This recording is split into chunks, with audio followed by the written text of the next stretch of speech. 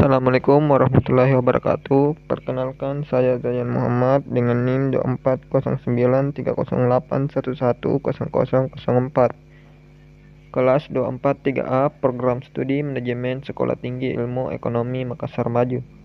Tugas video ini dalam rangka memenuhi tugas mata kuliah Manajemen Sumber Daya Manusia dari dosen pengampu Bapak Adi SEMM, dengan judul materi yaitu penempatan pegawai atau karyawan. Tanpa berlama-lama, mari kita masuk ke sesi pemaparannya. Penempatan kerja adalah langkah krusial setelah rekrutmen dan seleksi untuk memastikan sumber daya manusia yang terampil dan handal mengisi posisi yang tepat.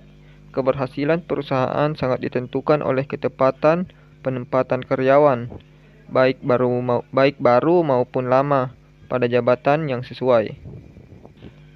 Adapun pengertian penempatan kerja yaitu penempatan kerja adalah langkah krusial setelah rekrutmen dan seleksi untuk memastikan SDM yang terampil dan handal mengisi posisi yang tepat. Keberhasilan perusahaan sangat ditentukan oleh ketepatan penempatan karyawan, baik baru maupun lama, pada jabatan yang sesuai. Menurut para ahli, yaitu Sastro Hadiwiryo pada tahun 2002, penempatan kerja adalah proses pemberian tugas dan pekerjaan kepada pegawai yang lulus seleksi. Menurut Hasibuan tahun 2009, penempatan kerja adalah tindak lanjut seleksi, menempatkan calon karyawan pada jabatan tertentu dan mendelegasikan wewenang atau authority. Menurut Sunyoto tahun 2012, penempatan kerja adalah proses pengisian jabatan atau penugasan kembali pegawai pada tugas atau jabatan baru yang berbeda. Ada pula tujuan penempatan. Tujuan utama dari penempatan adalah agar karyawan bisa berdaya guna dan meningkatkan kemampuan serta keterampilan dalam melaksanakan pekerjaan yang dibebankan. Karyawan ditempatkan sesuai dengan kemampuan, kecakapan, dan keahlian mereka.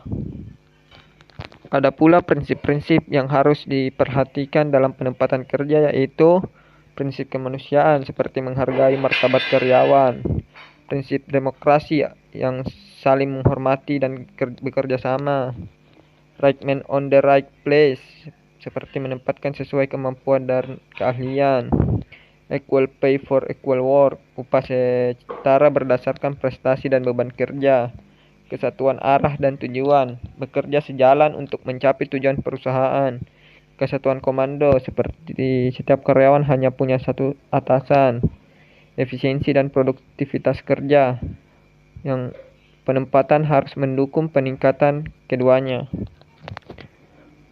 Selain penempatan karyawan baru, terdapat 3 bentuk lain dari penempatan kerja, yaitu promosi, seperti kenaikan jabatan ke posisi yang lebih tinggi. Yang kedua itu transfer atau pengalihan, seperti pemindahan ke jabatan lain dengan tingkat tanggung jawab atau gaji dan level organisasinya yang sama. Tujuannya mencari suasana baru, kenyamanan, dan kinerja yang lebih baik.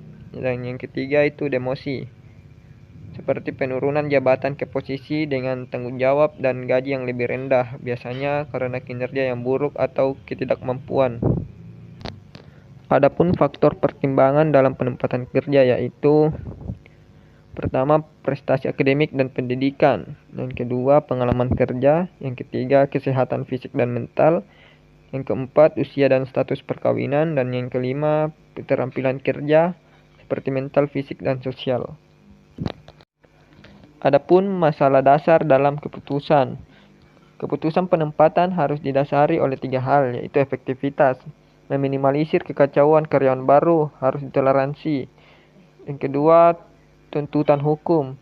Penempatan dan pemberhentian tidak boleh melanggar hukum, seperti ras, agama, serikat kerja, atau ketiga. Yang ketiga, pencegahan separasi atau PHK. Mencegah perusahaan kehilangan SDM bernilai untuk menghemat biaya rekrutmen dan pelatihan. Baik, itulah tadi materi yang dapat saya paparkan mengenai materi penempatan pegawai atau karyawan. Adapun kesimpulan yang dapat kita ambil dari materi ini yaitu penempatan karyawan adalah usaha manajemen untuk mengisi posisi kosong dengan calon yang sesuai dan kompeten pada bidangnya. Penempatan yang tepat sesuai minat dan keahlian sangat mempengaruhi produktivitas perusahaan dan merupakan langkah karir yang penting bagi karyawan. Baik, itu saja. Saya Zayan Muhammad, pamit undur diri. Lebih dan kurangnya mohon dimaafkan. Wabillahi taufik wal hidayah. Wassalamualaikum warahmatullahi wabarakatuh.